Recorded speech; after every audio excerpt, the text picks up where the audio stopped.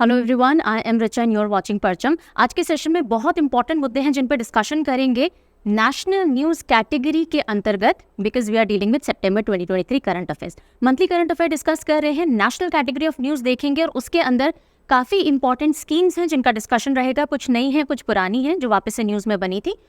एक आध बिल है, ज़्यादा नहीं है इस बार बिल, बिकॉज मानसून सत्र खत्म हो चुका है, लेकिन स्पेशल पार्लियामेंट सेशन जो बुलाया गया था उससे रिलेटेड जो बिल है वो देखेंगे। समिट्स एंड कॉन्फ्रेंसेस में बहुत बड़ा डिस्कशन होने वाला है, बिकॉज G20 समिट जो हुआ उससे इर्द गिर्द सारी बातें करेंगे। काफ़ी डिटेल के अंदर यहाँ से क्वेश्चन देखे जा सकते हैं। उसके अलावा भी काफ़ी सारे कॉन्फ्रेंसेस मीटिंग्स हुई हैं, उनकी जिस्ट हमको लेनी है।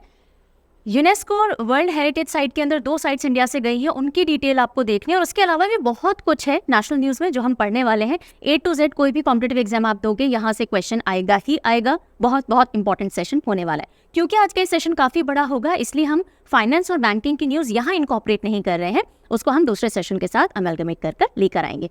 नए बच्चों को मैं बता दूं, हर महीने हम 5 से 6 सेगमेंट्स के अंदर पूरे महीने का करंट अफेयर कवर करते हैं, ताकि आप कैटेगरी वाइज ऑर्गेनाइज तरीके से तसल्ली से सारी चीज़ें पढ़ सको और दिमाग में स्टोर कर सको।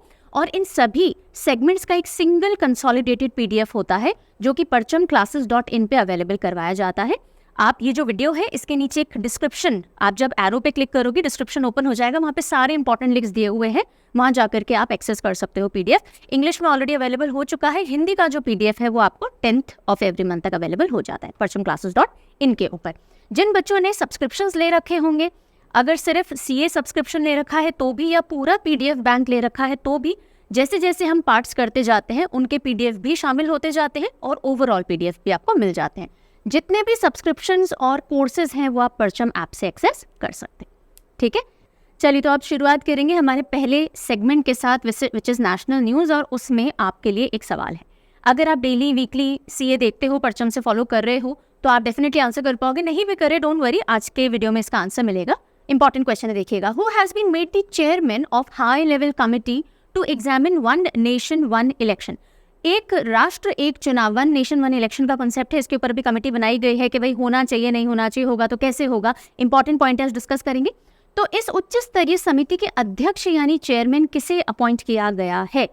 Try and answer. अगर आता है तो कमेंट सेक्शन में जरूर से लिखिएगा। चलिए पढ़ना शुरू करें उससे जल्दी से। उससे पहले एक बिग अनाउंसमेंट है, क्योंकि हर दिन हजारों बच्चे जुड़ते हैं और जरूरी नहीं है सबको इन्फॉर्मेशन हो। तो देखिए, टारगेट 2024 यानी SSC का जो अगले साल का कैलेंडर शुरू होगा। SSC का सबसे पहले एग्जाम CGL होता है और वो यूजुअली जुलाई के अराउंड होता है। नोटिफिकेशन आने चालू हो जाते हैं अप्रैल मई से, एग्जाम आपके जुलाई से शुरू होते हैं। तो अगले साल के SSC के एग्जाम्स को टारगेट करते हुए जनरल अवेयरनेस का पूरा कोर्स आपके लिए लाया गया है, ताकि कहीं और जाने की जरूरत ना पड़े। A to Z तैयारी आपकी यहाँ से हो जाएगी। बहुत पावर पैक्ड कोर्स है, जिसमें आपको रिकॉर्डेड लेक्चर्स मिलेंगे, टाइम बाउंड मैनर में मिलेंगे, कुछ ऑलरेडी रिकॉर्डेड है और कुछ धीरे धीरे कैलेंडर के हिसाब से मिलेंगे। कैलेंडर शेयर्ड है, चेकआउट कर लीजिएगा। PDF होंगे जो आप डाउनलोड कर सकते हो। Problem solving sessions, live sessions इस बार आपके लिए डाले गए हैं, पर ये प्रॉब्लम सॉल्विंग हम जनवरी से चालू करेंगे, बिकॉज अभी तो आप पढ़ोगे, प्रॉब्लम्स इकट्ठी करिए। और अगर उससे पहले रिक्वेस्ट आएगी ज़्यादा बच्चों की तो पहले भी हो जाएगा। डिटेल PYQ डिस्कशंस होंगे एंड 10 मॉक पेपर्स आपको मिलने वाले हैं। तो GA के अंदर क्या क्या होगा? Polity, economy, history, science, geography, static GK, सब कुछ। स्टैटिक GK मैं लूंगी, बाकी सारे फैकल्टी अलग अलग है। इंडिविजुअल कोर्सेज भी लाए जाएंगे, कुछ लॉन्च हो गए हैं, मेरा अभी नहीं हुआ है, क्योंकि अब मैं मंथली CA से फ्री होकर के आपके लिए फ्रेश रिकॉर्डिंग्स करूंगी, तब जाके स्टैटिक GK स्टार्ट होगा। ठीक है, तो ध्यान दीजिएगा कि अगले साल का अगर आप तैयारी अभी से चालू कर रहे हो, जो कि कर देते हैं बच्चे और करनी चाहिए, तो आप इस कोर्स की तरफ जा सकते हो। कहाँ से मिलेगा? परचम ऐप से मिलेगा। डिस्काउंट कूपन्स अवेलेबल है, अगर आपको नहीं मिलते हैं तो please contact on this number 9929507407। इस पे आप व्हाट्सएप भी कर सकते हो, कॉल भी कर सकते हो, 10 से 6 बजे के बीच, सुबह के 10 से शाम के 6 बजे के बीच। ठीक है, नहीं तो आप मेल तो कर ही सकते हैं। एक और फीचर आपके लिए लाया गया है, एग्जाम गाइडेंस सेल। किसी भी सेंट्रल गवर्नमेंट एग्जाम की तैयारी कर रहे हो, कोई भी डाउट कंफ्यूजन है, फॉर्म फिलिंग से रिलेटेड, तैयारी से रिलेटेड, बुक कौन सी रेफर करें, परचम से क्या क्या ले सकते हैं, क्या हेल्प हो सकती है, एटसेट्रा एटसेट्रा, तो आप इस नंबर पे कांटेक्ट कर सकते हो। दिन के 2 से 4 बजे के बीच में मेंटोर तभी अवेलेबल होते हैं। व्हाट्सएप आप कभी भी कर दीजिए। ठीक है, तो ये सारी जानकारी मैंने कोशिश की है जल्दी से आपको दे दूँ। अब एक छोटा सा टीजर है, कुछ सेकंड्स का है, 8-9 सेकंड्स का, जाइए देखिए, ताकि सारे कोर्सेज सब्सक्रिप्शंस का आइडिया मिल जाए। लौट करके आइए ताकि हम बढ़ सके हमारी पहली न्यूज़ की तरफ।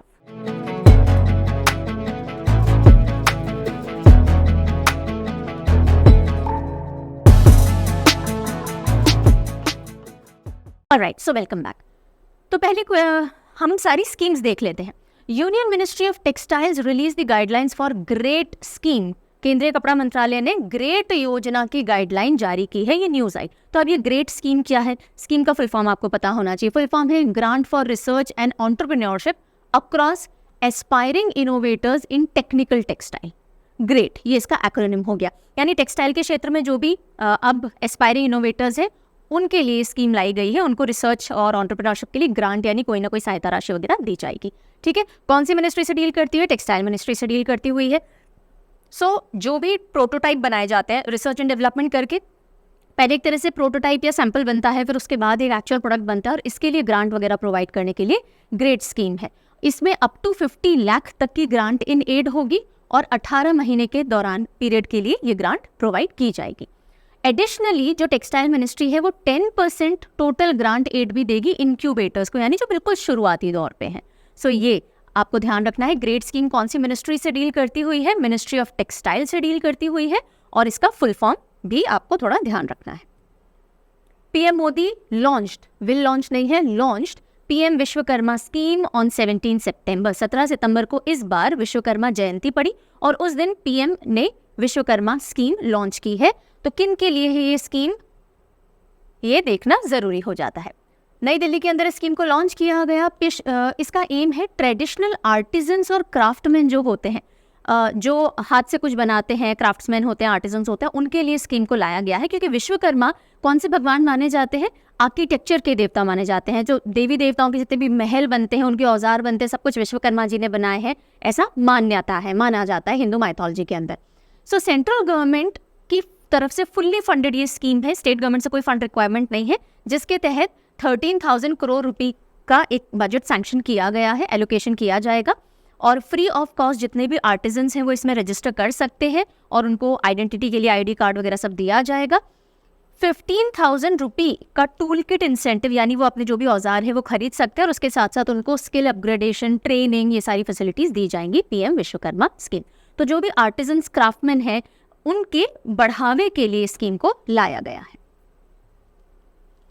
टोटल कितने क्राफ्ट्स हैं जिनको इसमें शामिल किया गया है? 18 ट्रेडिशनल तरह के जो कारीगरी के काम होते हैं, जिनमें carpentry, black smithing, gold smithing, pottery, tailoring, ये ऐसे 18 टोटल क्राफ्ट्स को शामिल किया गया है। अब क्योंकि विश्वकर्मा जयंती पे इसको लॉन्च किया गया, विश्वकर्मा जयंती इंपॉर्टेंट हो जाती है। देखिए, विश्वकर्मा जयंती को कन्या संक्रांति भी कहा जाता है।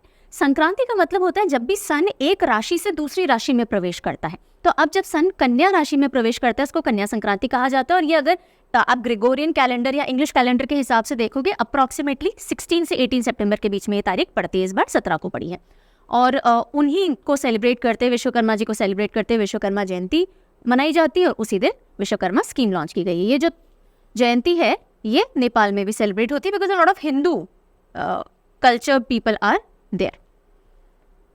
फिर एक न्यूज आई कि एक्सटेंशन ऑफ प्रधानमंत्री उज्ज्वला योजना, कैबिनेट ने डिसीजन दिया है कि भाई ये जो प्रधानमंत्री उज्ज्वला योजना है इसको आगे एक्सटेंड किया जाएगा। ये नई स्कीम नहीं है, पुरानी स्कीम है, पर न्यूज में वापस आई है तो देखना बनता है।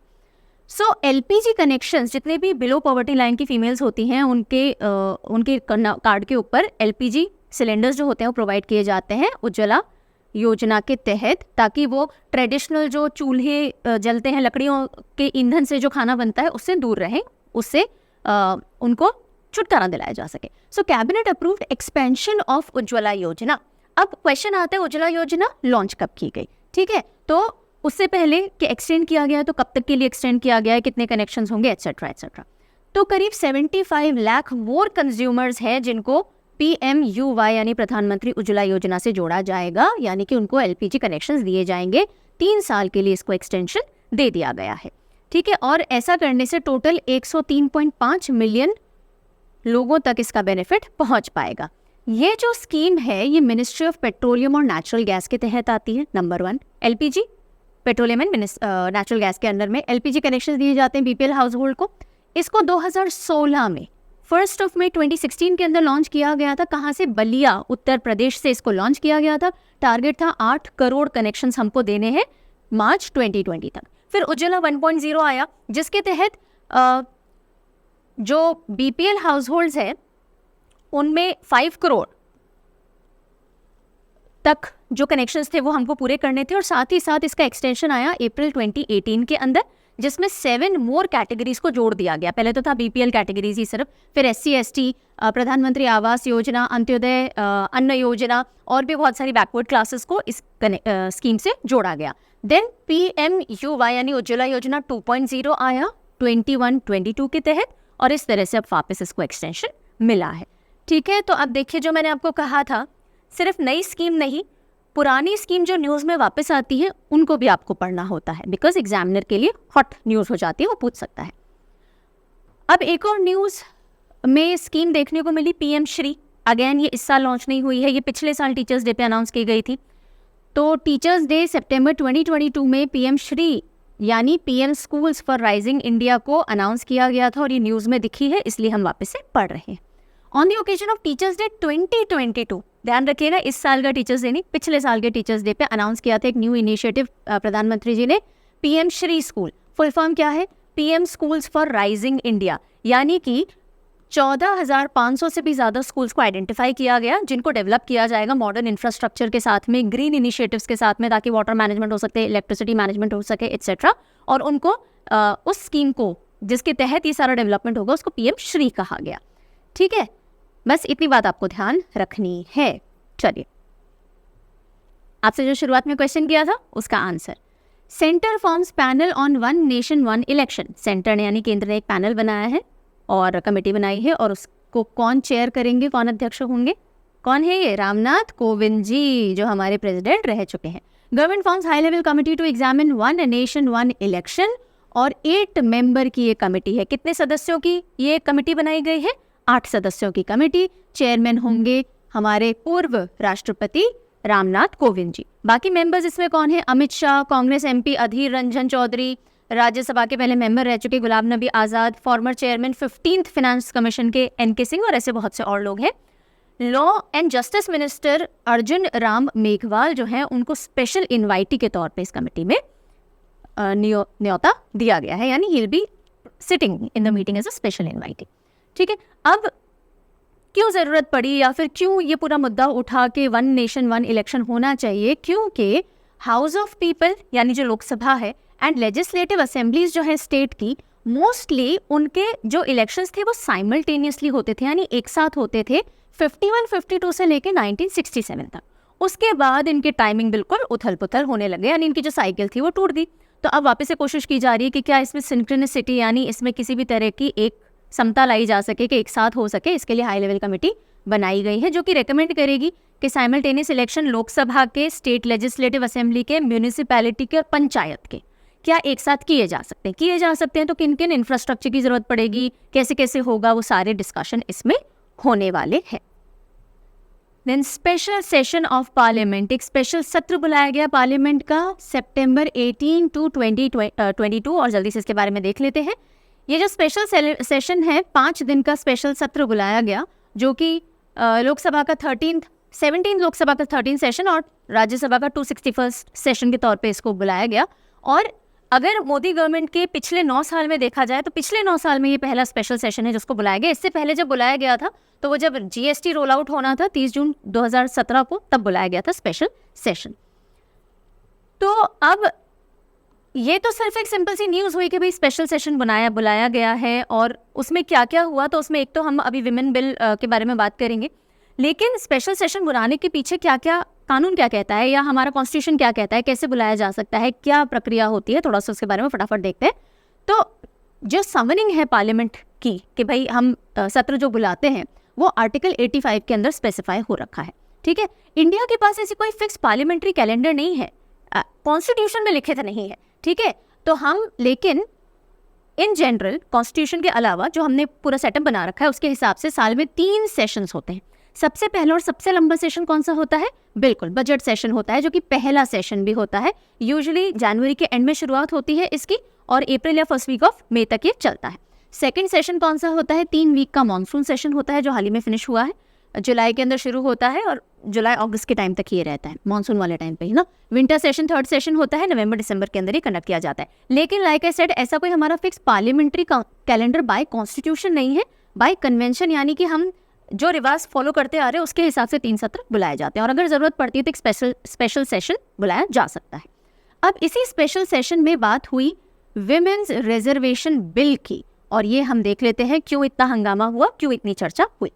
तो गवर्नमेंट ने इंट्रोड्यूस किया नारी शक्ति वंदन अधिनियम लोकसभा के अंदर, ठीक है, नारी शक्ति वंदन अधिनियम। ये पहला बिल बना जो कि इंट्रोड्यूस हुआ न्यू पार्लियामेंट बिल्डिंग के अंदर, राइट। तो ये थोड़ा इंपॉर्टेंट पॉइंट है, ध्यान दे लीजिएगा।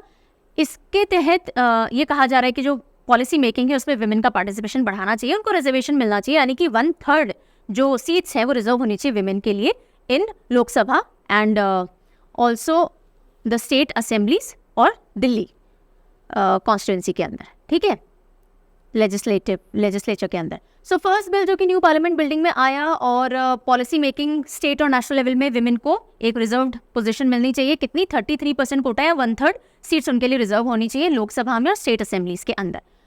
अब ये जो बिल है ये 128th कॉन्स्टिट्यूशनल अमेंडमेंट के साथ प्रस्तावित किया गया है और यूनियन मिनिस्टर अर्जुन राम मेघवाल जी ने इसको पेश किया। तो किसने पेश किया, कौन से नंबर का अमेंडमेंट है, वो सारे पॉइंट्स थोड़े आप ध्यान रखोगे, ठीक है। 1/3 टोटल नंबर ऑफ सीट्स कहाँ पे लोकसभा के अंदर रिजर्व होनी चाहिए, स्टेट असेंबलीज में और दिल्ली असेंबली के अंदर होनी चाहिए। लेकिन ये कब से होगी, ये जो बिल लाया गया है कब से इम्प्लीकेशन में आएगा या एग्जिस्टेंस में आएगा, डीलिमिटेशन एक्सरसाइज के बाद। क्यों? क्योंकि इसमें एक और बात प्रपोज की गई कि विमेन में भी फर्दर सब रिजर्वेशन होगा, यानी SC STs, एंग्लो इंडियंस, इन सब के फर्दर कोटा डिवाइड किए जाएंगे 33% के अंदर। तो ये डीलिमिटेशन एक्सरसाइज जब हो जाएगी उसके बाद इसको लागू किया जाएगा। तो एक बहुत बड़ा पॉइंट यहाँ पे छूट गया और इसी को लेकर के हंगामा हुआ कि कब आप डीलिमिटेशन एक्सरसाइज करोगे, कब इस बिल को आप एक्चुअल फोर्स में लेकर के आओगे, एटसेट्रा। और ये कितने साल के लिए ये रिजर्वेशन दिया जाएगा? 15 साल के लिए, ठीक है। ये सारे मोटे मोटे पॉइंट्स थे जो हमने देख लिए।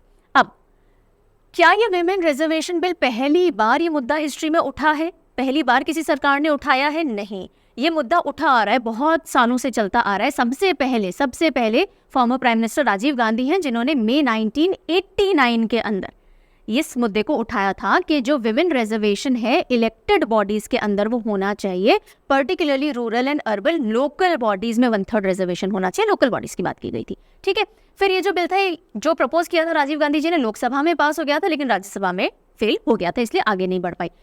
एक सक्सेस मिली PV नरसिम्हा राव जी की सरकार के समय, जब 92-93 के अंदर इन्होंने रीइंट्रोड्यूस किया कॉन्स्टिट्यूशनल अमेंडमेंट बिट 72 एंड 73, जिसके तहत 1/3 यानी 33% जितनी भी सीट्स और चेयरपर्सन की जो पोस्ट होती है women rural and urban local bodies में, वो विमेन के लिए रिजर्व होनी चाहिए, ठीक है।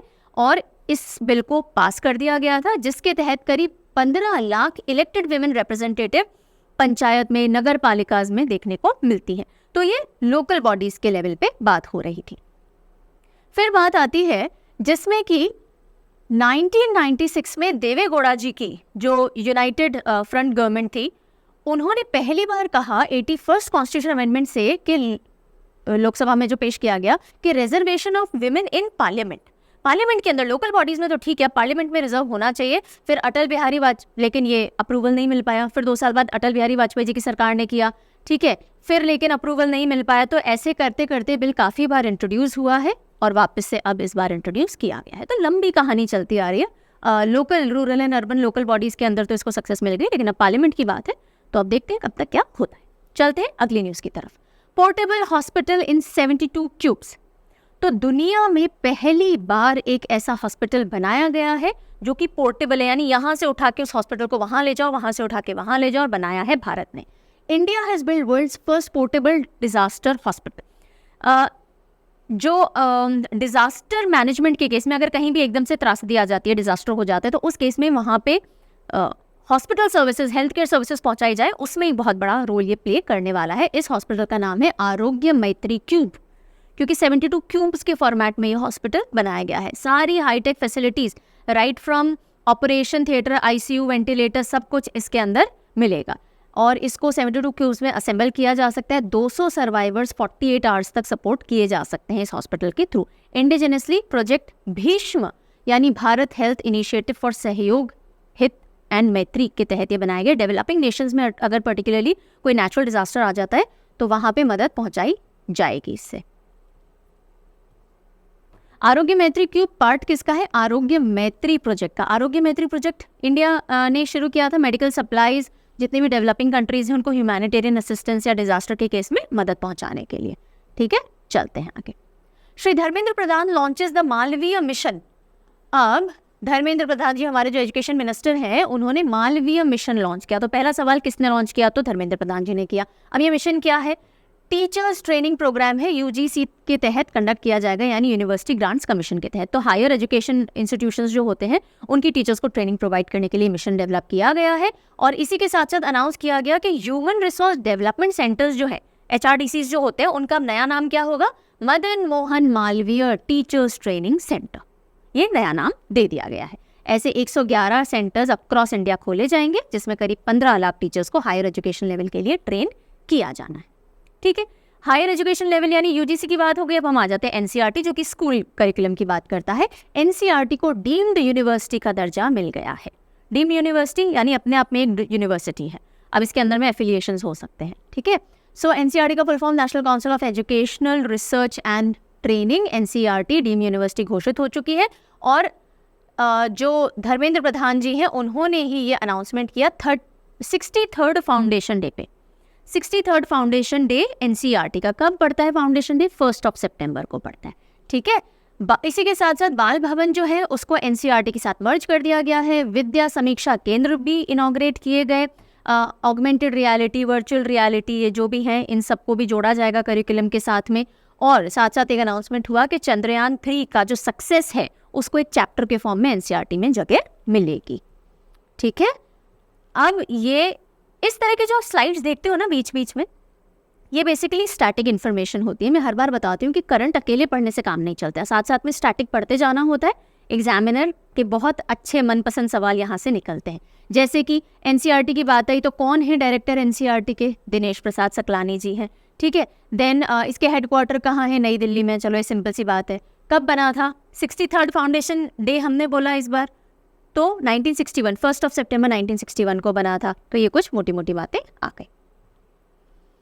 Union minister Piyush Goyal unveils statue of first finance minister of independent India. तो एक खबर आती है कि पीयूष गोयल जी जो हैं उन्होंने जो इंडिपेंडेंट इंडिया के यानी स्वतंत्र भारत के पहले फाइनेंस मिनिस्टर थे उनकी स्टैच्यू को अनावृत किया, यानी अनवील किया। तो अब क्वेश्चन आ जाता है कौन है वो व्यक्ति, है ना, पूछा जा सकता है ना। तो फर्स्ट इन इंडिया वाले कैटेगरी में से क्वेश्चन अब आपके लिए इंपॉर्टेंट हो जाता है। तो RK षणमुगम चेट्टी जी, RK षणमुगम चेट्टी, ये रहे हमारे पहले फाइनेंस मिनिस्टर इंडिपेंडेंट इंडिया के। और इनकी जो स्टैच्यू है कहाँ उसको अनवील किया गया? South Indian mills association complex, SIMA, Coimbatore के अंदर। ठीक है, अब क्योंकि हम फाइनेंस मिनिस्टर की बात कर रहे हैं पहले इंडिपेंडेंट इंडिया के, तो हमारा पहला बजट कब पेश हुआ ये भी इंपॉर्टेंट हो जाता है। तो हमारा पहला बजट नवंबर 26, 1947 को पेश हुआ था। ठीक है जी, इंटरेस्टिंग वे ऑफ स्टडिंग। एक चीज पढ़ रहे हो तो रिलेटेड चीज हाथों हाथ पढ़ते जाइए। चलिए, Rashtriya chemicals and fertilisers gets Navratna status, mini Ratna, Navratna, Maharatna. ठीक है, 3 स्टेटस होते हैं। जब भी आपको नवरत्न, महारत्न जैसे स्टेटस मिल जाते हैं तो बहुत सारी फ्रीडम आपके लिए खुल जाती है, बहुत तरह के आपके स्कोप खुल जाते हैं, और इसलिए ये जो टैग्स होते हैं ये इंपॉर्टेंट होते हैं। तो किसको मिला है ये? RCF अब कौन है? नवरत्न कंपनी है। तो RCF से रिलेटेड सब इंपॉर्टेंट हो जाएगा। राष्ट्रीय केमिकल्स एंड फर्टिलाइजर्स लिमिटेड, जो कि डिपार्टमेंट ऑफ पब्लिक एंटरप्राइजेस के अंडर में आता है, इनके अंडर में नहीं आता, डिपार्टमेंट ऑफ पब्लिक एंटरप्राइजेस ने इनको नवरत्न स्टेटस दिया है। आएगा तो ऑब्वियसली केमिकल एंड फर्टिलाइजर्स के अंडर में। सो अब ये जो कंपनी है ये अप टू 1000 करोड़ के प्रोजेक्ट ले सकती है without any sort of approval from central government. ठीक है, इन्वेस्ट कर सकती है अभी उनमें। RCF, अब यहाँ जो भी कुछ लिखा हुआ है सब इंपॉर्टेंट हो जाएगा। हेडक्वार्टर कहाँ है? मुंबई के अंदर है, ministry of chemical and fertiliser के अंदर में आती है। 1978 में बनी थी और 4th लार्जेस्ट यूरिया प्रोड्यूसर है इंडिया के अंदर। केमिकल फर्टिलाइजर्स यूरिया के कॉन्टेक्स्ट में बात आ गई। चलो यहीं पे आपसे क्वेश्चन कर लेती हूँ, बताइए who is the head, who is heading this particular company? ठीक है, बताइए जल्दी से राइट डाउन। भारत या फिर इंडिया, ये बहुत बड़ी एक डिबेट चालू हो गई G20 से, और इसी डिबेट के साथ हम G20 का पूरा सफर शुरू करते हैं। अगले कुछ मिनट तक, कुछ थोड़े ज़्यादा मिनट तक हम G20 के ऊपर पूरा डिस्कशन करेंगे, क्योंकि एक बहुत इंपॉर्टेंट टॉपिक है। हालांकि हमने बर्निंग इश्यूज़ में जानवी मैम ने पूरा G20 डिस्कस किया है। अगर कोई भी टॉपिक आपको और डेप्थ में देखना होता है और आपको लगता है ये बहुत हॉट टॉपिक है, न्यूज़ में रहा, करंट अफेयर्स में बहुत डिटेल डिस्कशन नहीं हो पाया, या उसको और भी हिस्टोरिकल और सब कुछ देखना है, मेंस एग्जाम में, किसी भी एग्जाम के मेन जो लेवल होता है एग्जामिनेशन का, उसमें काफ़ी क्वेश्चन डेप्थ में पूछ लिए जाते हैं, तो उसके लिए आप बर्निंग इश्यूज प्लेलिस्ट रेफर कर लीजिए, ठीक है। चलो एनीवेज, हम यहाँ भी कवर करेंगे इंडिया और हिंदुस्तान की ये जो जंग है, इसको थोड़ा समझते हैं, और ये जंग की शुरुआत कहाँ से हुई। इस तरह के एक इन्विटेशन से इसकी शुरुआत होती है, बिकॉज जब G20 के डिनर से रिलेटेड इन्वाइट्स भेजे गए, जैसे कि ये द प्रेसिडेंट ऑफ भारत, तो द प्रेसिडेंट ऑफ इंडिया की जगह इस बार क्या लिखा हुआ था कार्ड्स पे, इन्विटेशंस पे द प्रेसिडेंट ऑफ भारत लिखा गया था, ठीक है। तो यहाँ से ये मीडिया वालों ने पकड़ लिया कि ओहो इस बार तो भारत की बात चल रही है, और वहाँ से न्यूज़ तूल पकड़ लेती है। तो इंडिया टू भारत, ये पूरा सफ़र थोड़ा समझते हैं। देखिए, राष्ट्रपति भवन ने इस बार जो G20 डिनर के इन्वाइट भेजे थे सितंबर 9 को, उसमें प्रेसिडेंट ऑफ भारत लिखा गया प्रेसिडेंट ऑफ इंडिया की जगह। अब ये आर्टिकल 1 जो है कॉन्स्टिट्यूशन का, वो कहता है इंडिया दैट इज भारत। तो इंडिया बोलो या भारत बोलो, दोनों है तो कॉन्स्टिट्यूशन के हिसाब से हिंदुस्तान के ही नाम, ठीक है, दोनों लेजिबल हैं। इंग्लिश में हम उसको इंडिया कह देते हैं, हिंदी में हम उसको भारत कह देते हैं। तो अगर गवर्नमेंट को फिर भी अगर इंडिया को गवर्नमेंट को अगर नाम चेंज करना होता है अपनी कंट्री का, तो उसके लिए उनको रेजोल्यूशन लाना पड़ता है, उसके बाद वो प्रॉपर बिल की तरह पेश होगा, और इस तरह से पूरी कवायद होगी, तब जा करके वो नेम चेंज होता है पार्लियामेंट के अंदर। लेकिन अगर अभी हम बात करें तो इंडिया और भारत दोनों ही जुडिशियल और पॉलिटिकल पर्पसेस से इंडिया के नेम हैं। भारत भी यूज़ किया जा सकता है, इंडिया भी यूज़ किया जा सकता है। इंग्लिश में लाइक आई टोल्ड यू हम इंडिया बोलते हैं, बाकी इंडियन लैंग्वेजेस जो हैं, जैसे कि हम बात करें उसमें हम भारत बोलते हैं, जैसे कि तमिल में भारत हो गया, मलयालम में भारतम हो गया, तेलुगु में भारत देशम हो गया, इस तरह से। फिर अगर आप इंडियन कॉन्स्टिट्यूशन को हिंदी में देखोगे, तो जैसे इंग्लिश में लिखा है इंडिया दैट इज़ भारत, ऐसे हिंदी वाले वर्जन में लिखा है भारत जो कि इंडिया, जो कि ये लिखा भारत अर्थात इंडिया, तो हिंदी वाले में ऐसे लिखा हुआ है। दोनों चीज़ें सिनोनिमस यूज़ होती हैं। लेकिन अब अगर हम बात करें कि भारत जो ये शब्द है, ये इसका ओरिजिन अगर हम इंडियन हिंदू कल्चर या माइथोलॉजी से इसको जोड़ेंगे, तो महाभारत और मनुस्मृति में भारत शब्द के आपको एग्जिस्टेंस देखने को मिलेगी। और जो भरत जो राजा थे, जो कि दुष्यंत और शकुंतला जी के पुत्र हुए, उन्हीं के नाम पे आगे जा कर के भारत राज्य या पूरा भारत देश नाम पड़ता है, ऐसा माना जाता है। अगर हम बात करें इंडिया की, तो इंडिया जो है वो इंडस से आया है। इंडस नदी, इंडस सिंधु से हिंदू, या इंडस से ही इंडिया, इस तरह से नेम आगे पड़ा है। सो इंडिया का रूट है इंडस रिवर से, बिकॉज इंडस रिवर जो सिंधु घाटी सभ्यता, इंडस वैली सिविलाइजेशन, तो वहाँ से इसका नाम पढ़ के इंडस को पर्शियन में हिंदू कर दिया गया, और हिंदू को इवॉल्व करके हिंदुस्तान कर दिया गया, यानी land of Hindus. So this is how these connotations are related to our country. अब आप उसको इंडिया बोलो, भारत बोलो, हिंदुस्तान बोलो, जो भी बोलो, पर ये कंट्रोवर्सी थी, तो हमको इसको थोड़ा सा पीछे जा करके इन वर्ड्स की ओरिजिन को थोड़ा देखना था, वो हमने देख लिया। फिर हम आते हैं world's tallest Nataraja statue at G20 summit venue. तो इस बार G20 लीडर समिट जो था, यानी सारे देशों के जो हेड्स हैं, वो कहाँ मिले? भारत मंडपम में मिले, जो कि आपको ही दिख रहा है। और उसके सामने एक बहुत बड़ी नटराज स्टैच्यू, जो कि दुनिया में सबसे बड़ी नटराज स्टैच्यू मानी जाती है, उसको स्थापित किया गया, और उसी के बारे में अब हमको देखना है। World largest Nataraja statue installed at G20 summit venue, और वो वेन्यू क्या था? भारत मंडपम, जो कि दिल्ली के अंदर है। ये जो पूरी स्टैच्यू है 28 फीट टॉल स्टैच्यू है। एक्चुअल में 22 फीट है, लेकिन नीचे जो इसका बेस है वो 6 फीट का, तो इस तरह से 28 फीट की बन जाती है, 20 टन्स की। इसके स्कल्प्टर यानी मूर्तिकार कौन है, शिल्पकार कौन है? राधा कृष्णन स्थापति। राधा कृष्णन नटराज जी की है, लेकिन राधा कृष्ण जी ने बनाई है, ऐसे करके एसोसिएशन ध्यान रखिएगा, राधा कृष्णन स्थापति। अष्ट धातु की बनी हुई है, यानी 8 मेटल से मिलकर के बनेंगे। और उसकी शुरुआत के लिए जो क्ले यूज़ की गई है, वो कावेरी नदी स्वामीमलई एरिया की लाई गई है। कावेरी रिवर से लाई गई मिट्टी है, जिससे इस पूरी चीज़ की शुरुआत की गई है। ठीक है, चलिए अब G20 लीडर्स समिट जो था वो सितंबर 9 और 10 को हुआ, और बिल्कुल नया बना हुआ भारत मंडपम, यहाँ पे इसको कंडक्ट करवाया गया। और इसी में कल्चरल कॉरिडोर की भी स्थापना की गई। पूरा एक कल्चरल कॉरिडोर बनाया गया, जिसमें जितने भी पार्टिसिपेंट्स थे, उनके कल्चर से जुड़ी हुई बहुत इंपॉर्टेंट चीज़ों को शोकेस किया गया 29 पार्टिसिपेटिंग कंट्रीज़ की। 2 मेंबर्स थे, जितने भी मेंबर्स और जो इन्वाइटीज़ थे, अदरवाइज स्पेशल इन्वाइटीज़, उन सबके डिस्प्ले लगाए गए। तो अब हम उसके बारे में देख लेते हैं। अब देखो कौन कौन से डिस्प्लेस लगाए गए, इधर आप पिक्चर में भी देख सकते हो। ब्रॉन्ज कास्टिंग है इंडिया से, कोट लेक्यू है मैक्सिको से, फाउआ लिड जार है चाइना से, ग्यूटनबर्ग बाइबल है जर्मनी से, कुंभ मेले की पूरी इमेजेस हैं इंडिया की। सो इस तरह से पूरा कल्चरल कॉरिडोर रेडी किया गया। मैन्यूस्क्रिप्ट्स ऋग्वेद समय की इंडिया की, मैग्ना कार्टा जो है यूके का, उसकी कॉपी रखी गई। देन एनामॉर्फिक डिजिटल इमेज है मोनालिसा की, जो कि फ्रांस से है। Original copies charter of freedom US से, उसको रखा गया। फाउआ लिडेड जार जो है वो चाइना से आया। पाणिनि की अष्टाध्यायी जो है इंडिया की, वो भी डिस्प्ले में की गई। और ग्यूटनबर्ग बाइबल जर्मनी की, वो भी की गई। इसके अलावा भी there were so many other things, right. Then Bharat mother of democracy, इस थीम के ऊपर एक पूरी डिजिटल एग्जीबिशन भी लगाई गई। पीछे जो आपको सीन्स दिख रहे हैं डिजिटल एग्जीबिशन के हैं। तो अब हम इतना डिटेल में क्यों पढ़ रहे हैं, बिकॉज हमने होल्ड की है प्रेसिडेंसी, हमने पूरा समिट होस्ट किया है, तो आपको हर एक चीज़ पता होनी चाहिए, एग्जामिनर कुछ भी पूछ सकता है। So Bharat mother of democracy portal launch किया गया G20 एग्जीबिशन के अंदर, और पूरी जो एग्जीबिशन थी उसमें पूरा पोर्टल अवेलेबल था, डिजिटल पोर्टल था। देन व्हाट एल्स, जिसके अंदर हिस्ट्री ऑफ डेमोक्रेसी पूरी इंडिया की बताई गई, 7000 साल से पहले से लेकर के अभी 2019 तक की पूरी हिस्ट्री, और जो पूरी सिविलाइजेशन कैसे कैसे डेवलप हुई, एवरीथिंग वाज टोल्ड।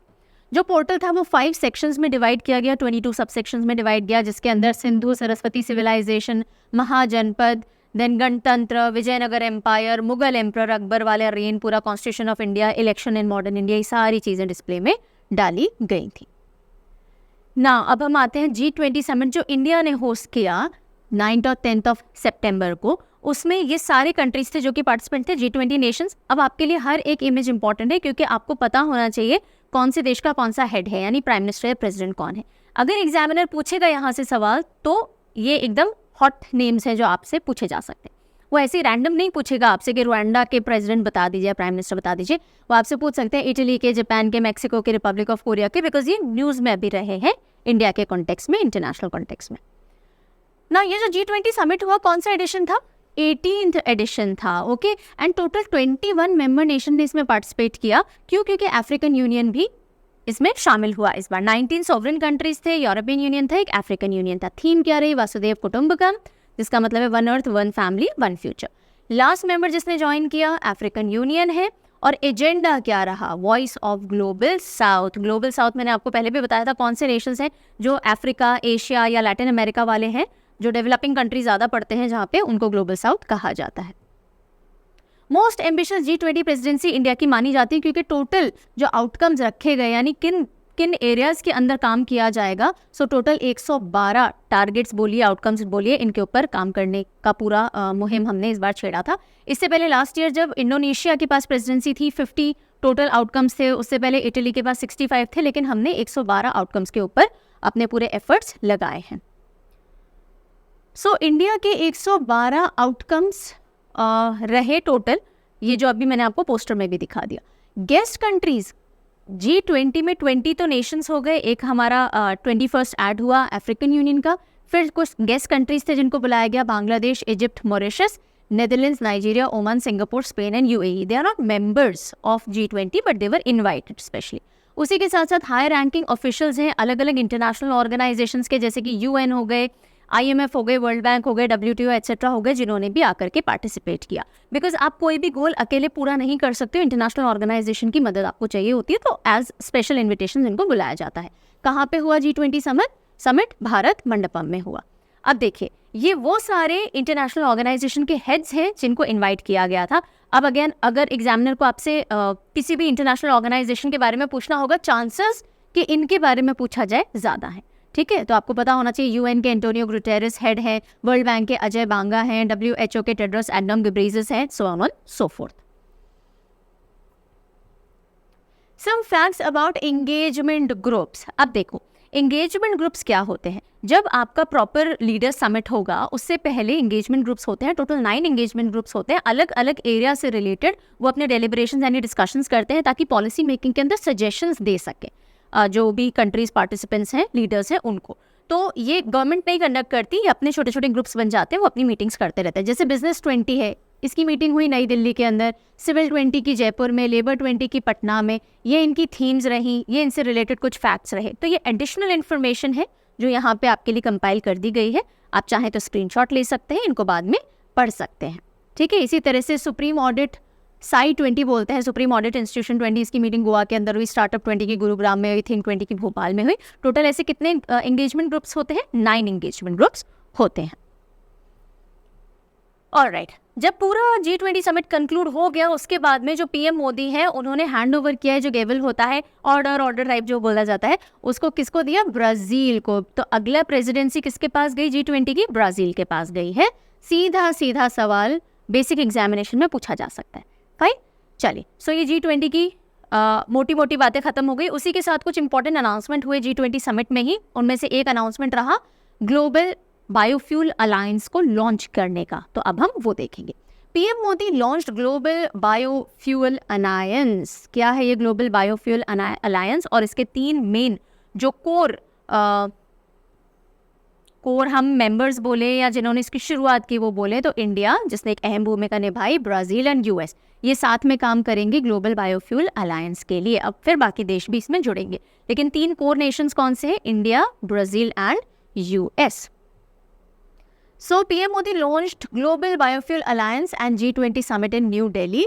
और ये इंडिया का ही इनिशिएटिव है। जैसे कि हमने इससे पहले इंटरनेशनल सोलर अलायंस ISA जो है वो 2015 में लॉन्च किया था। इसी तरह से अब हमने ग्लोबल बायोफ्यूल अलायंस लॉन्च किया है। और इसमें हमारे साथ ऑलरेडी फाउंडिंग मेंबर्स की तरह कौन आ गए हैं? ब्राज़ील और यूएस आ चुके हैं। इसका पूरा मेन एम क्या है कि जो फॉसिल फ्यूल्स है उससे हट करके हम बायोफ्यूल्स की तरफ मूव कर सके, ये पूरा एम है। और इससे वर्ल्ड की डिपेंडेंसी ट्रेडिशनल फॉसिल फ्यूल पे कम होगी। टोटल 19 कंट्रीज और 12 इंटरनेशनल ऑर्गेनाइजेशन ने अग्री कर लिया है कि हाँ जी, हम इस अलायंस को ज्वाइन करने वाले हैं या करेंगे। एम इंडिया का मेन क्या है? अभी हम ऑयल इंपोर्टर हैं, ठीक है। उसके साथ साथ हम चाह रहे हैं कि अब ये इंपोर्ट वाला टेंडेंसी कम हो, हम खुद प्रोड्यूस करना शुरू कर दे बायोफ्यूल्स को, पर्टिकुलरली शुगर केन से और एग्रीकल्चर वेस्ट से, राइट। और हमारा एम है कि 2025 तक जो एथेनॉल का ब्लेंडिंग होता है पेट्रोल में to 20% बढ़ जाए। तो बायोफ्यूल अगर हम बोलें तो कोई भी जो नेचर से किसी चीज़ से फ्यूल बनाया जाता है उसको बायोफ्यूल कहा जाता है। और यहीं पे जैसे कि रिन्यूएबल सोर्सेज जो होते हैं एनर्जी के, वो बायोमास से जब आप डिराइव करते हो, बायोमास जैसे कि आप बोलिए सॉलिड के केस में प्लांट्स हो सकते हैं, dried plant material, manure. Liquid के केस में बायो इथेनॉल, बायोडीजल जो होते हैं वो बायोफ्यूल माने जाते हैं। बायोगैस जो होती है वो भी बायोफ्यूल है। तो नेचर से डिराइव्ड जब हम फ्यूल बनाते हैं उसको बायोफ्यूल कहा जाता है।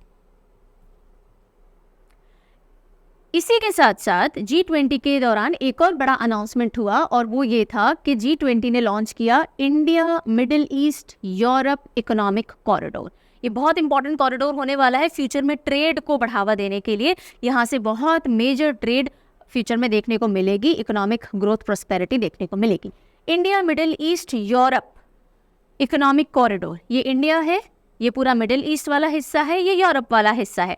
तो पहले पूरा सी वाले रूट से घूम करके यहाँ से कनेक्टिविटी बिठानी पड़ती थी, अब ये बिल्कुल कट डाउन करके एक कॉरिडोर बना दिया गया है।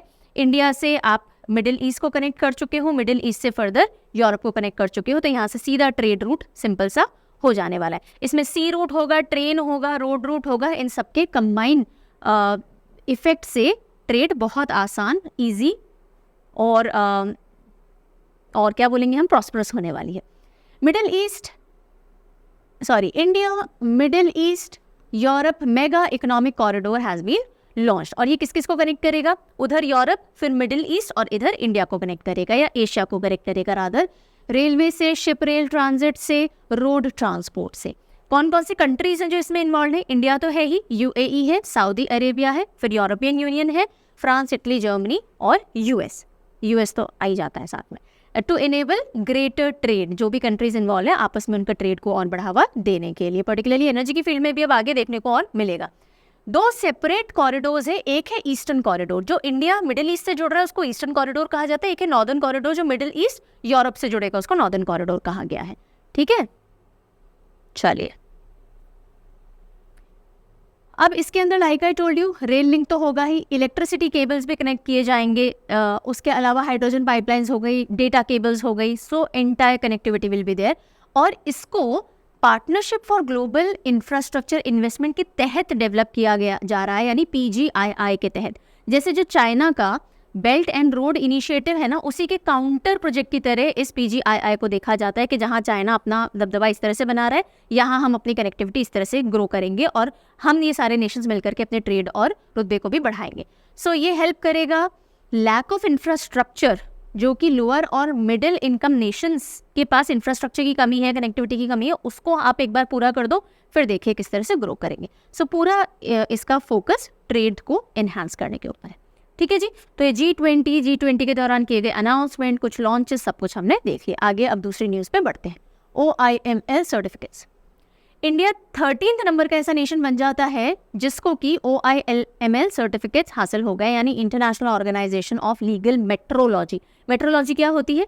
भार, यानी नापना तोलना जो होता है ना, जो स्केल्स होती हैं उनको इन्वॉल्व किया जाता है। तो वेइंग और मेजरिंग इंस्ट्रूमेंट जो है अब आप इंडिया में टेस्ट कर सकते हो, और इंडिया ने जो अप्रूवल दिया वो पूरे विश्व में मान्य होगा।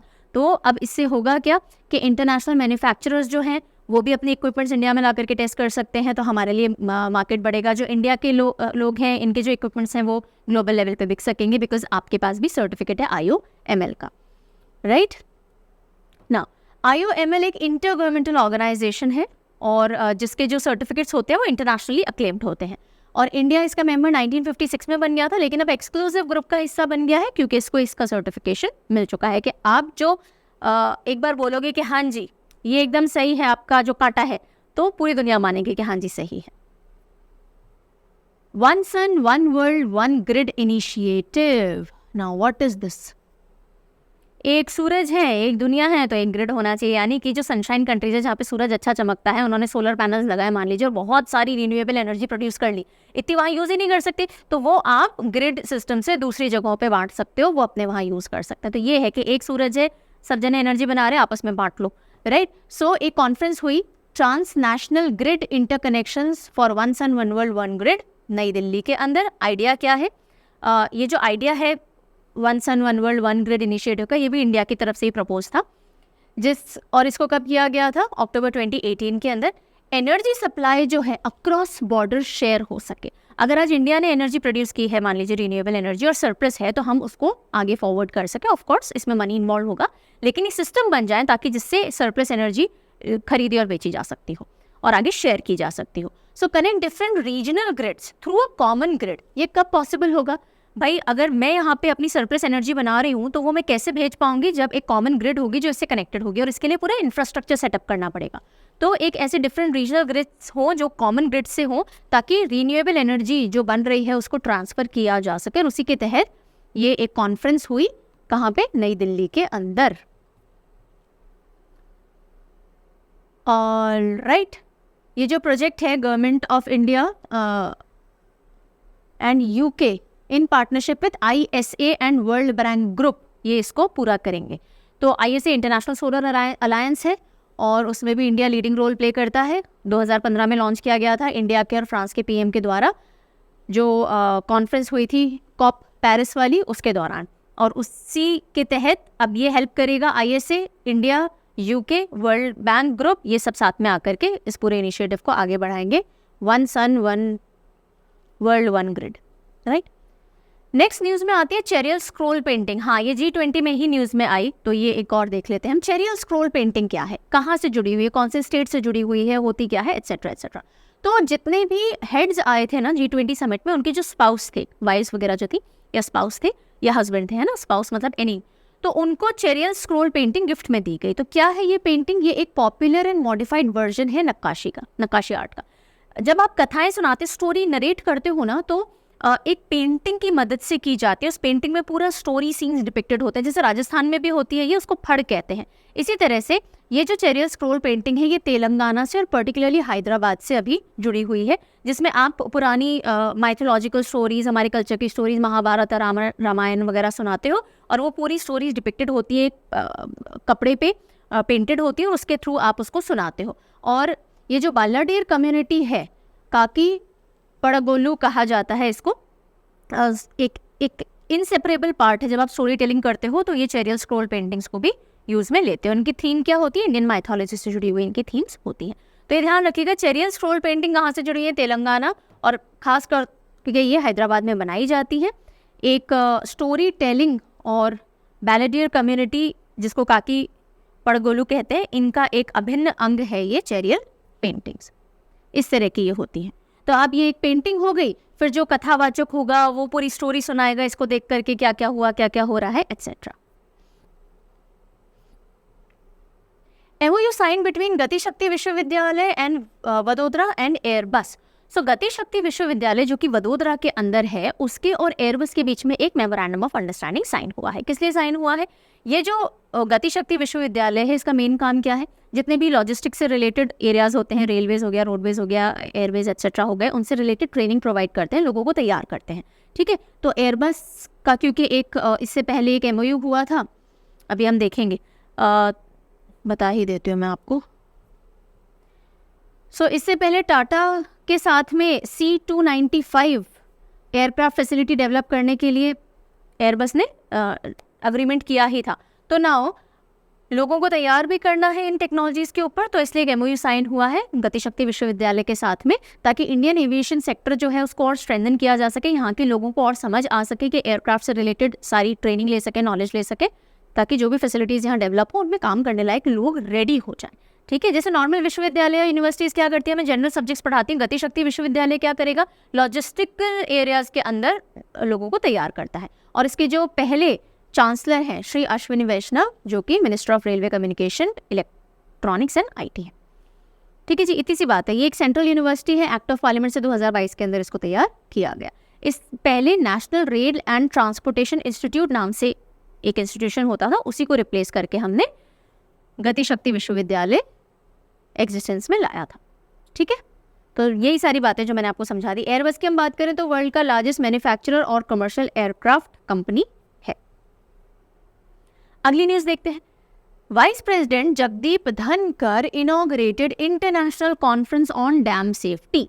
तो international conference on dam safety जो कि वाइस प्रेसिडेंट जगदीप धनकर जी ने इनॉग्रेट की, कहाँ हुई? पहला सवाल ये बन सकता है, तो ये जयपुर के अंदर हुई, या जो जयपुर के अंदर हुई ये कॉन्फ्रेंस वो किसने इनॉग्रेट की? धनकर साहब ने की। ठीक है, तो इस कॉन्फ्रेंस के अंदर ये पॉइंट एक सामने आया, जल शक्ति मिनिस्ट्री जो है उन्होंने सामने रखा कि 6000 से भी ज़्यादा डैम्स हैं इंडिया के अंदर, और पूरे विश्व की अगर हम बात करें तो हम 3rd नंबर पे आते हैं लार्ज डैम्स होने की वजह से। ये जो पूरी कॉन्फ्रेंस हुई इसकी थीम थी safe and secure dams ensure nations prosperity. So कैसे सेफ और सिक्योर डैम्स बनाए जा सकते हैं, जो एग्जिस्टिंग डैम्स हैं उनको और कैसे बेहतर किया जा सकता है, सारी थीम के ऊपर ये पूरा डेलिब्रेशन हुआ।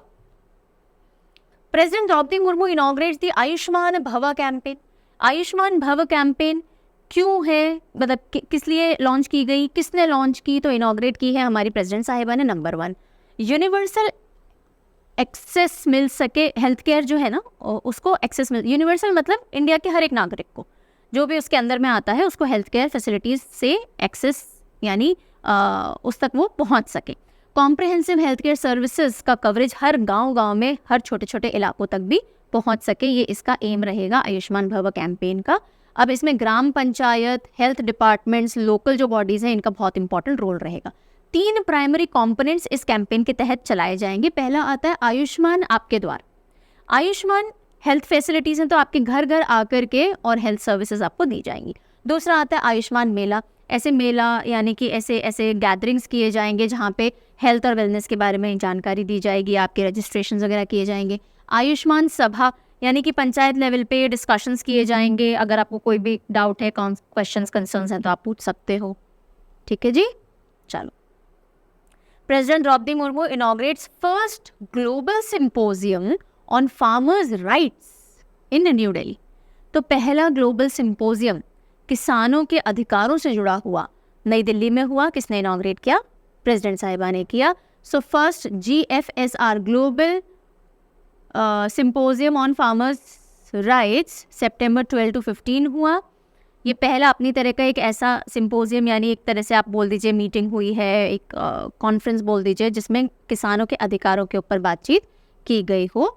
और इसको ऑर्गेनाइज किसने करवाया? FAO food and agriculture organisation जो रोम की है, उसी के तहत international the secretariat of international treaty and plant genetic resources, ये एक उसका एक पार्ट है जिन्होंने इसको ऑर्गेनाइज करवाया, और होस्ट हमने किया है, होस्ट किया है union ministry of agriculture and farmers welfare. Basically किसानों के अधिकारों के ऊपर बात की गई है, जो अलग अलग पार्टीज इन्वॉल्व हैं वो कैसे क्या करें ताकि फार्मर्स तक वेलफेयर फैसिलिटीज़ वगैरह सब पहुंच सके। इसी के साथ साथ कुछ अवार्ड्स भी कॉन्फर किए गए, जैसे कि plant genome saviour community award, 6 awards ये दिए गए इस कैटेगरी में। Plant genome saviour farmer reward दिए गए, सेवियर रिकॉग्निशन रिवॉर्ड एट्सेट्रा, कुछ रिवॉर्ड्स भी अनाउंस किए गए। ज़्यादा इंपॉर्टेंट नहीं है, इसलिए I am not laying emphasis on it. Okay, अगली जो खबर है वो मेती और गूगल क्लाउड से जुड़ी हुई है। गूगल क्लाउड ने पार्टनर किया है मेती के साथ में टू ट्रेन गवर्नमेंट ऑफिशियल्स। सो जो हमारी ministry of electronics communication IT है, उसमें CERT-IN है, उसके 1000 गवर्नमेंट ऑफिशियल्स को ट्रेन करेगा गूगल क्लाउड। CERT बेसिकली जो साइबर सिक्योरिटी वाला एरिया है ना, ministry of electronics information technology वगैरह का, सो वो साइबर सिक्योरिटी, साइबर क्राइम्स, इन सारी चीज़ों में डील करते हैं। तो गूगल क्लाउड उनको इसी एरिया के अंदर ट्रेन करेगा ताकि और साइबर रिलेटेड कुछ क्राइम्स ना हो, बचाया जा सके। Maharashtra governor inaugurates 4th edition of world trade expo. World trade expo का कौन सा चरण हुआ? 4th एडिशन या संस्करण हुआ। किसने इनॉग्रेट किया? महाराष्ट्र के गवर्नर ने किया। कौन है? रमेश बैस जी हैं।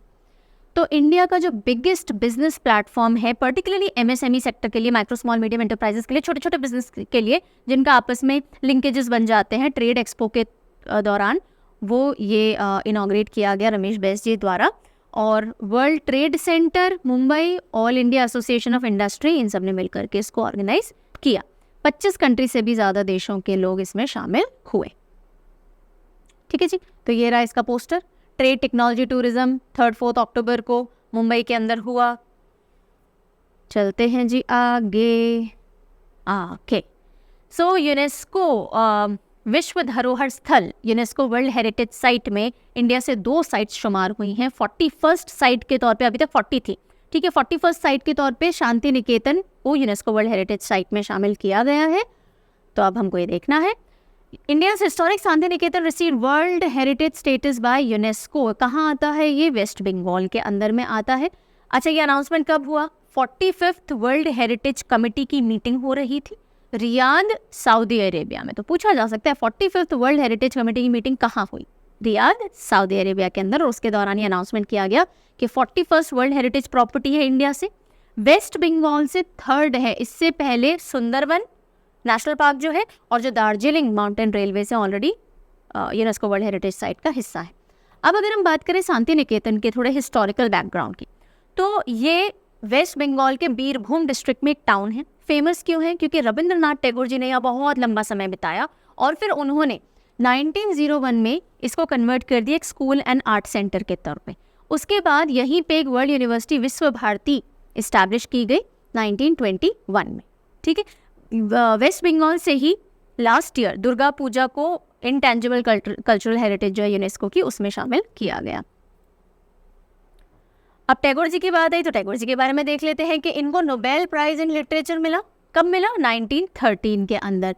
पहले नॉन यूरोपियन और पहले लिरिसिस्ट, यानी जो गाने वाने लिखते हैं ना, लिरिसिस्ट लिखते हैं, पहले ऐसे व्यक्ति जो कि लिरिसिस्ट थे या नॉन यूरोपियन थे जिनको कि नोबेल प्राइज इन लिटरेचर मिला, वो रविंद्रनाथ टैगोर जी थे। उनके इंपॉर्टेंट वर्क हैं जैसे गीतांजलि, भारत भाग्य विधाता, गोरा, जनगण मन, रविंद्र संगीत, अमर Sonar Bangla.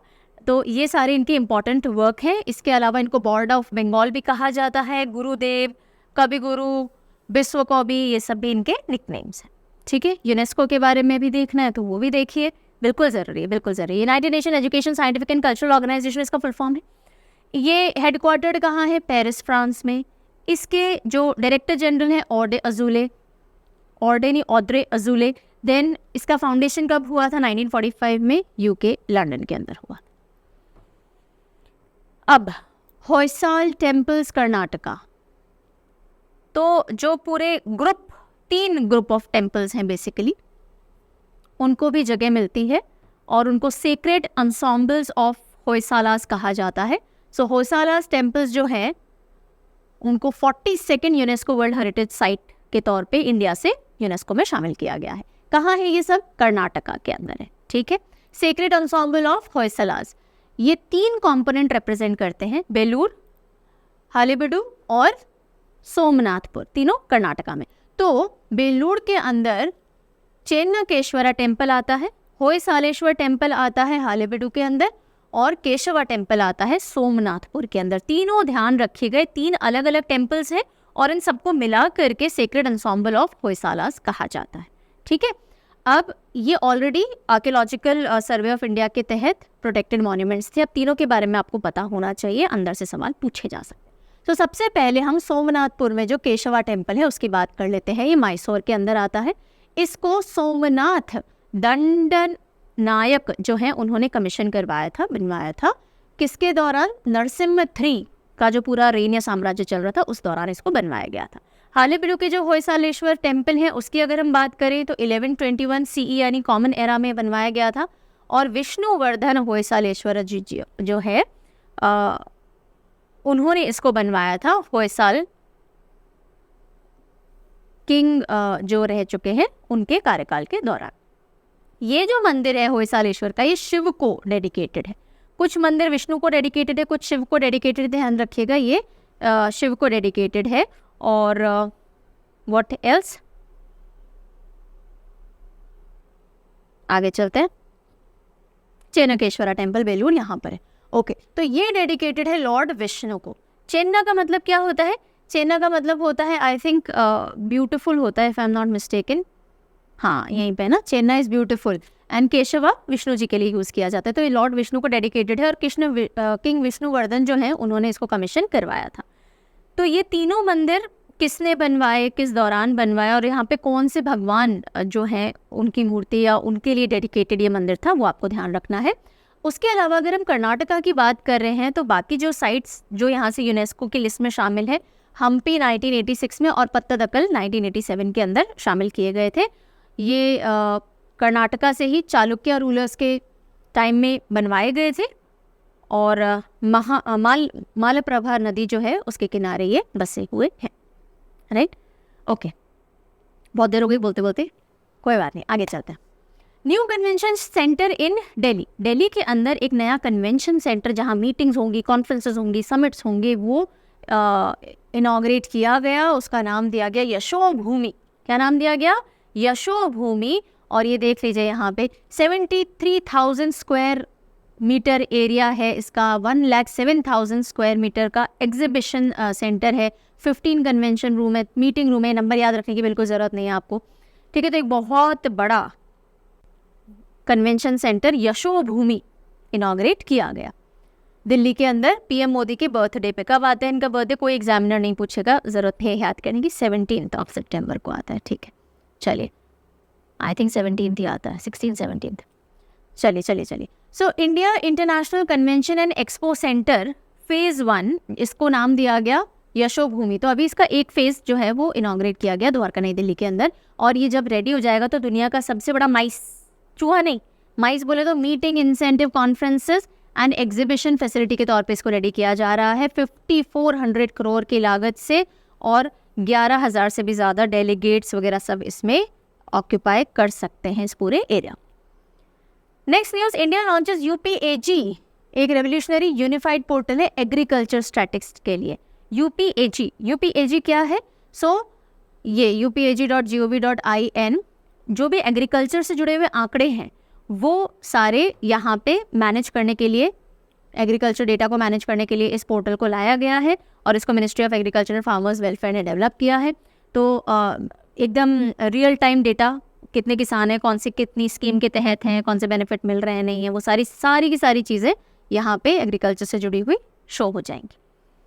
Old parliament to become संविधान सदन। सो नई पार्लियामेंट, जो स्पेशल सेशन बुलाया गया था वो नई पार्लियामेंट के अंदर हुआ, तो अभी पुरानी पार्लियामेंट का क्या होगा, उसका नामकरण कर दिया गया है संविधान सदन।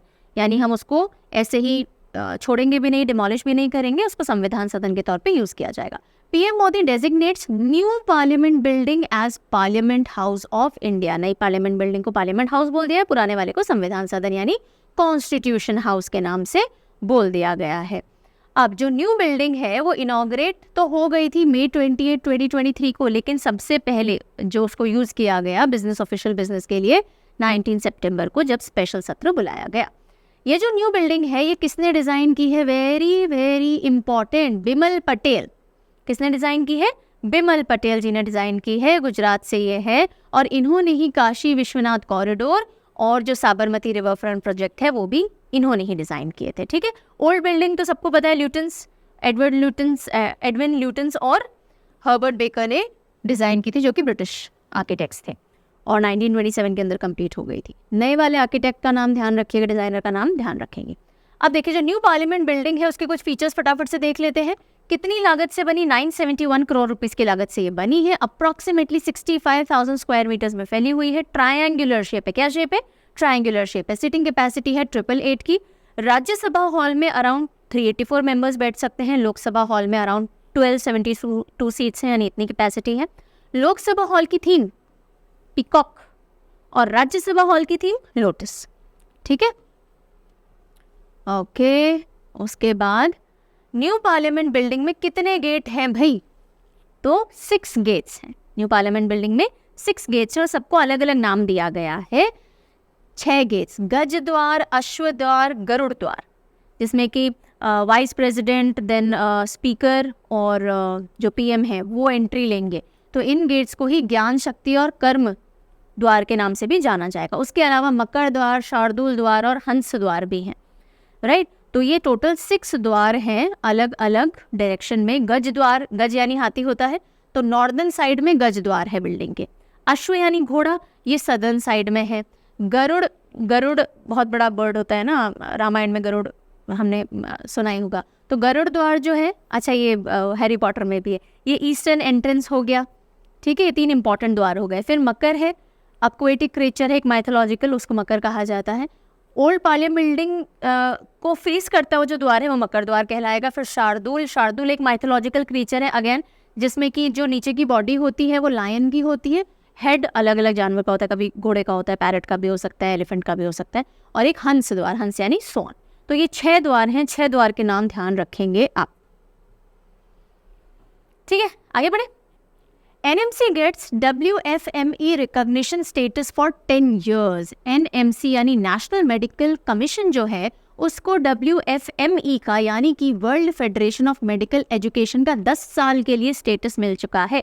यानी कि यहाँ से जो भी बच्चा ग्रेजुएशन करेगा वो बाहर कहीं भी जाकर के पोस्ट ग्रेजुएशन वगैरह कर सकता है, ट्रेनिंग ले सकता है। And that is a very big development. यानी हमारे जो नेशनल मेडिकल कमीशन के अंदर में जितने भी मेडिकल कॉलेजेस आते हैं, अभी जितने भी एग्जिस्टिंग हैं देश में, और अगले 10 साल में जितने भी नए मेडिकल कॉलेजेस खुलेंगे उनको देश भर में मान्यता प्राप्त होगी वहाँ से डिग्री लेने वाले बच्चों को। तो student from medical schools in India can now practice in foreign countries. Practice भी कर सकते हैं, बाहर जाके अपने पीजीज वगैरह भी कर सकते हैं, ट्रेनिंग भी ले सकते हैं, सब कुछ कर सकते हैं। ठीक है भाई, चलिए। सो ऑब्वियसली अब इससे क्या होगा, फॉरेन स्टूडेंट्स भी आएंगे इंडिया में मेडिकल स्टूडेंट्स बन करके यहाँ से पढ़ाई करने के लिए, बिकॉज हमको यूनिवर्सल एक स्टेटस मिल गया है। टीबी मुक्त एक्सप्रेस, एक ट्रेन टीबी मुक्त एक्सप्रेस, डॉक्टर जितेंद्र सिंह ही उन्होंने फ्लैग ऑफ की SMVD Narayana health care TB मुक्त एक्सप्रेस उधमपुर से, और उस पर स्लोगन रहा चलो चले टीबी को हराने। तो हमारा टारगेट है इंडिया का 2025 तक हमको टीबी मुक्त करना है भारत को, और उसी के लिए मेडिकल सर्विसेज और अवेयरनेस बढ़ाने के लिए पूरी जो ट्रेन है, जो एक्सप्रेस है, इसको शुरू किया गया। कहाँ से? उधमपुर से। अगली जो नोटिस में आती है वो है श्रेयस स्कीम। अब देखो श्रेयस स्कीम के छोटा सा पॉइंट था इसलिए स्टार्टिंग में हमने नहीं डाला है, यहाँ पढ़ लेते हैं। मिनिस्ट्री ऑफ HRD जो है उसने डेवलप की थी, अभी नहीं। श्रेयस स्कीम 2014 से चल रही है, 14 से न्यूज़ में आ गई, एक लाइन के तौर पे कहीं आ गई तो हमने मेंशन कर दिया। श्रेयस स्कीम HRD मिनिस्ट्री की है नंबर 1, जो SC ST स्टूडेंट्स होते हैं पर्टिकुलरली उनके लिए डेडिकेटेड होती है।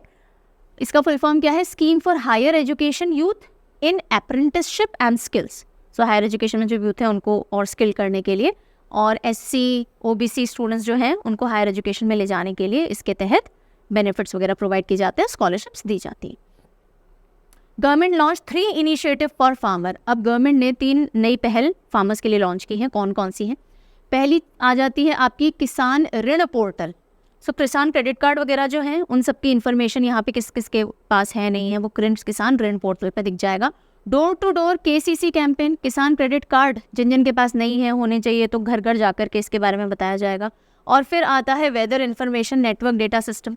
सो जितनी भी वेदर से रिलेटेड इन्फॉर्मेशन है सब कुछ वहाँ पे रहेगी। ताकि किसानों को हेल्प मिल सके। तो ये जो इनिशिएटिव है किसने लॉन्च किया? एक तो हमारी फाइनेंस मिनिस्टर निर्मला सीतारमन जी ने, और उनके साथ में एग्रीकल्चर मिनिस्टर नरेंद्र सिंह तोमर जी ने मिलकर के तीनों इनिशिएटिव लॉन्च किए हैं। समझा मैंने आपको दिया है, फिर यहाँ पे देख लीजिए। किसान ऋण पोर्टल पे सारा फार्मर का डेटा रहेगा, कितने उसके पास लोन है, कितना इंटरेस्ट है, एग्रीकल्चर क्रेडिट, ब्ला ब्ला, सब कुछ आ जाएगा। ठीक है, घर घर किसान क्रेडिट कार्ड, इसके तहत जिसके पास ये फैसिलिटीज़ होनी चाहिए उनके पास है या नहीं है, घर घर जाकर के सबके उसमें रजिस्ट्रेशन करवाए जाएंगे। और ये सब कुछ वेदर इन्फॉर्मेशन देगा ताकि जो किसान भाई हैं इसकी इन्फॉर्मेशन लेकर के और अपनी खेती बाड़ी को इम्प्रूव कर सकें। किसान क्रेडिट कार्ड की अगर हम बात करें तो 1998 के अंदर इसको इंट्रोड्यूस किया गया था। आपको एग्रीकल्चर से रिलेटेड कुछ भी अगर आप खरीद नहीं पा रहे हो, खेती बाड़ी ढंग से नहीं कर पा रहे हो, तो आप किसान क्रेडिट कार्ड से आप छोटे छोटे लोन्स लेकर के और अपनी सारी जो नीड्स हैं, बीज की हो, पेस्टिसाइड्स की, सारी पूरी कर सकते हैं। Then India to host 17th international congress on chemistry of cement. India host करेगा international congress on chemistry of cement यानी ICCC 2027 में, अभी नहीं है, 2027 में करेगा, नई दिल्ली के अंदर करेगा। और ये काफ़ी प्रेस्टिजियस और लार्जेस्ट कॉन्फ्रेंस मानी जाती है area of cement and concrete में, और उसको अब हम होस्ट करेंगे। जो लास्ट ICCC हुई थी वो बैंकॉक थाईलैंड के अंदर हुई थी 1918 से। ये हर 4 से 6 साल के अंदर इस कांग्रेस को होस्ट किया जाता है।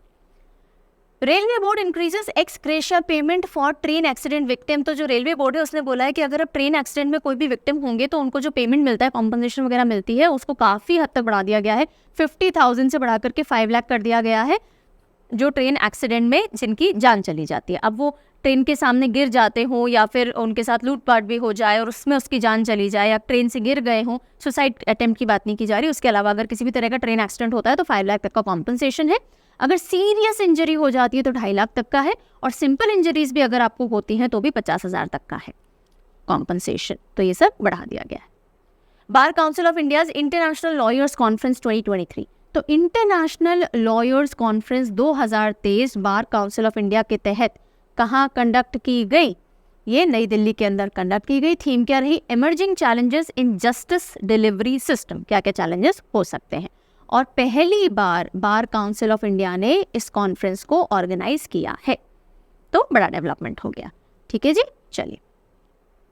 आरोग्य मंथन 2023। आरोग्य मंथन ये बेसिकली 2 स्कीम्स हैं और उन्होंने अच्छा काम कर लिया है, तो उसी को सेलिब्रेट करने के लिए एक इवेंट रखा गया, Arogya Manthan. National health authority NHA, ministry of health and family welfare, इन्होंने ऑर्गेनाइज किया आरोग्य मंथन। 5 years कंप्लीट हुए हैं ABPMJAY यानी आयुष्मान भारत प्रधानमंत्री जन आरोग्य योजना के, और 2 साल खत्म हुए हैं ABDM यानी आयुष्मान भारत डिजिटल मिशन के। तो जन आरोग्य योजना जिसके तहत हेल्थ कवरेज वगैरह मिल जाता है, और डिजिटल मिशन यानी उनका सारा जो डेटा है वो डिजिटली मैनेज किया जा रहा है। तो 2 दिन का इवेंट रखा गया, उसको नाम दिया गया आरोग्य मंथन, 25 और 26 सितंबर को। अब क्योंकि 2 स्कीम के नाम आ गए तो थोड़ा सा आपको देखना पड़ेगा। प्रधानमंत्री जन आरोग्य योजना की अगर हम बात करें, 23 सितंबर 2018 को लॉन्च की गई थी, और इसके तहत 5.5 करोड़ फ्री हॉस्पिटलाइजेशन ऑलरेडी किए जा चुके हैं। और अगर डिजिटल मिशन जो है उसकी बात करें तो 2021 27 सितंबर को लॉन्च किया गया था, एंड इसी में कुछ अवार्ड्स भी दिए गए। ठीक है, अलग अलग स्टेट्स वगैरह को जिन्होंने अच्छा परफॉर्म किया है, तो केरला को आरोग्य मंथन 2023 अवार्ड दिया गया क्योंकि फ्री मेडिकल ट्रीटमेंट सबसे ज़्यादा केरला ने दिया है। फाइन, उसके अलावा मैक्सिमम नंबर ऑफ ट्रीटमेंट, ये तो फ्री ट्रीटमेंट की बात हो रही है, मैक्सिमम नंबर ऑफ ट्रीटमेंट इन सारी स्कीम्स के तहत भी केरला ने दिया। फिर मेघालय, पुडुचेरी, ये 3 कैटेगरीज है, largest state, smaller states, union territory. तो ये रहा gender equity in service delivery, कि भाई सारे जेंडर्स को अगर हम साथ में ले लें तो ये कर्नाटका, मेघालय और जम्मू कश्मीर को गया है, largest state, smaller state, union territory.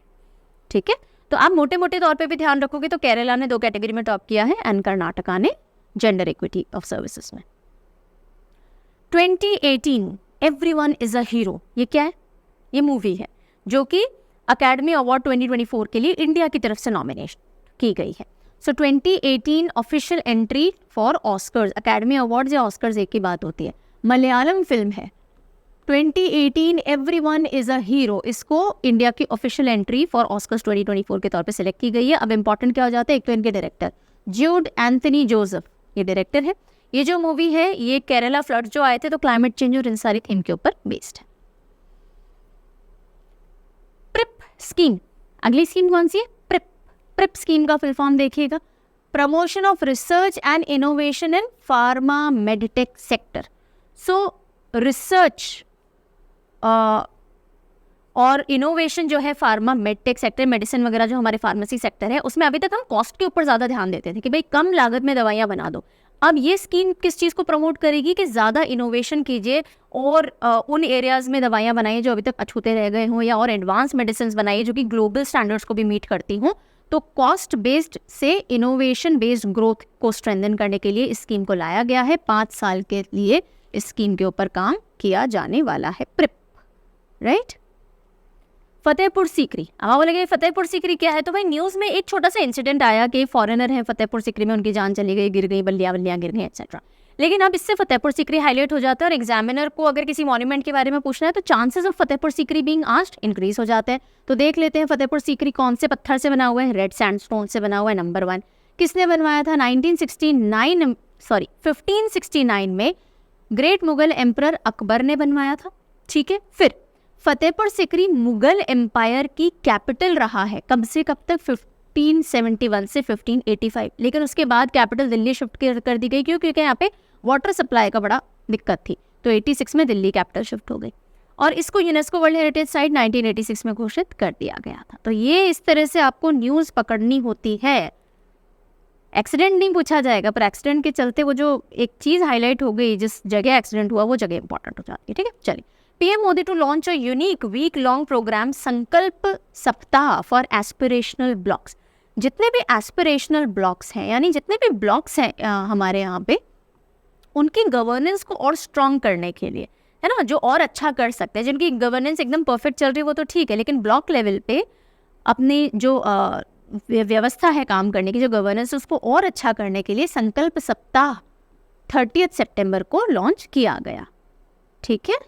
तो पूछा जा सकता है संकल्प सप्ताह कब लॉन्च किया गया? नंबर 1, पूछे जाने के चांसेस काफ़ी कम है, लेकिन किससे रिलेटेड है? तो ब्लॉक लेवल गवर्नेंस से जुड़ा हुआ ये है। फिर भारतीय Bhasha Utsav 75 day long event to celebrate Indian languages starts in Lucknow. Bharatiya Bhasha उत्सव की शुरुआत कहाँ की गई? लखनऊ के अंदर की गई। 75 डेज तक अलग अलग भाषाओं का पूरा सेलिब्रेशन किया जाएगा। बेसिकली जितने भी पद्मश्री अवार्डीज हैं वो आएंगे और अलग अलग लैंग्वेजेस को रिप्रेजेंट करते हुए जो भी महान लोग हैं वो आएंगे और यहाँ पे पूरा प्रोग्राम कंडक्ट होगा 28 सितंबर से 11 दिसंबर तक। 11 दिसंबर तक की क्यों? क्योंकि 11 दिसंबर एक तो हमारा भारतीय भाषा दिवस है, इंडियन लैंग्वेजेस डे, और दूसरा ये बर्थडे है फेमस तमिल पोएट सुब्रमण्यम भारती जी का। तो सुब्रमण्यम भारती जी बन जाते हैं इम्पॉर्टेंट, ठीक है। सुब्रमण्यम भारती जी 11 दिसंबर 1882 को इनका जन्म हुआ था मद्रास प्रेसिडेंसी के अंदर, और इनको महाकवि भरतियार भी कहा जाता है, बिल्कुल ही वही है, ठीक है, सुब्रमण्यम भारती जी। क्रायो फॉर गुड, CRIIO, सो धर्मेंद्र प्रधान जी जो है उन्होंने लॉन्च किया cryo for good.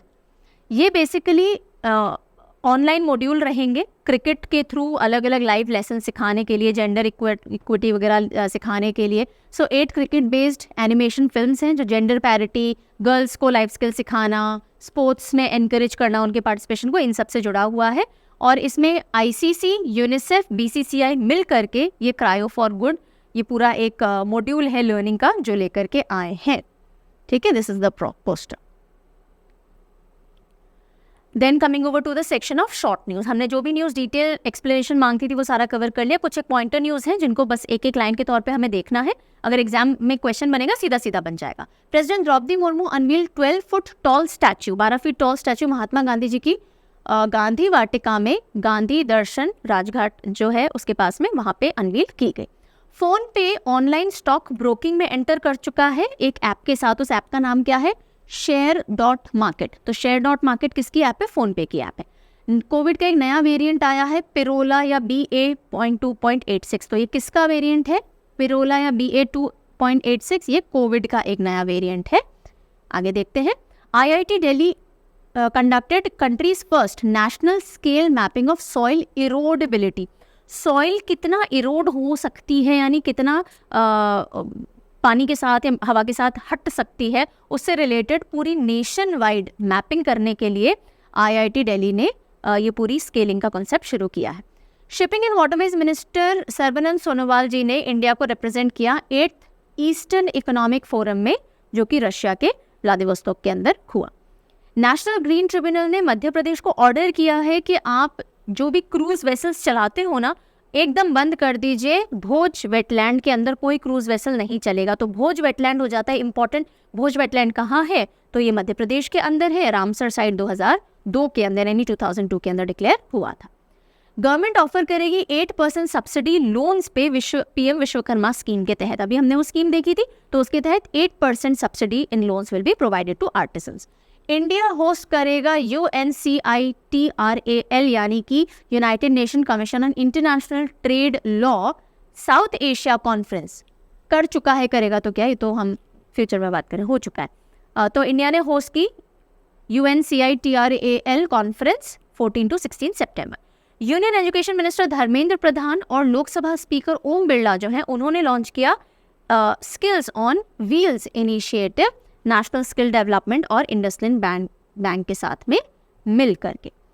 Then centre द्वारा चलाया जा रहा डॉक्टर RML हॉस्पिटल दिल्ली वाला जो है, वो पहला एक ऐसा हॉस्पिटल बन जाता है जिसने एक डेडिकेटेड OPD शुरू किया है ट्रांसजेंडर कम्युनिटी के लिए। यूजुअली इस कम्युनिटी की शिकायत रहती है कि हमारे लिए कोई डेडिकेटेड OPD नहीं है, उन्होंने शुरू किया है।